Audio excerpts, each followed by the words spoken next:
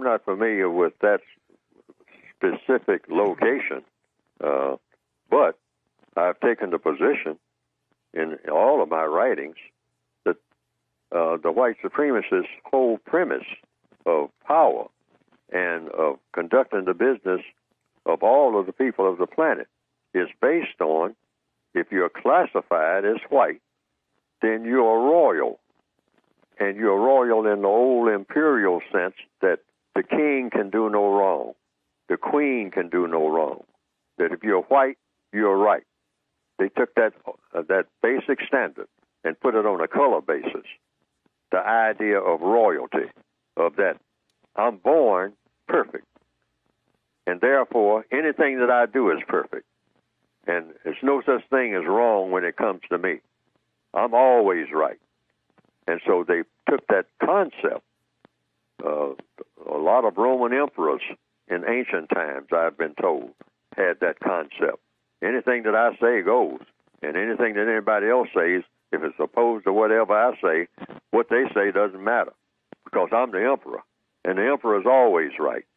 Okay, so when somebody thought of an idea of taking that same idea and putting it on a color basis, the premise that I have taken, based on all the evidence I've seen on the time I've been on this planet, is that someone took that premise and put it to work on a color basis, and it spread everywhere, all over the world. There's no place in the world where it doesn't exist. So therefore, anybody who is white is being told, directly and indirectly, from birth or whenever they can begin to tell the difference between what is white and what is not. That's when it really takes root. When a white person can tell the difference between what is white and what is not, then that takes root about racism in the minds of that white person. That's the premise.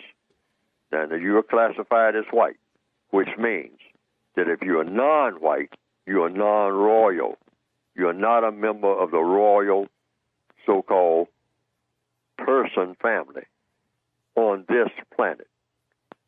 Maybe somewhere on some other planet you got a different category. But if you are classified as non-white, not being white, you are not a member of the royalty of this planet, because you have to be white to be royal on this planet.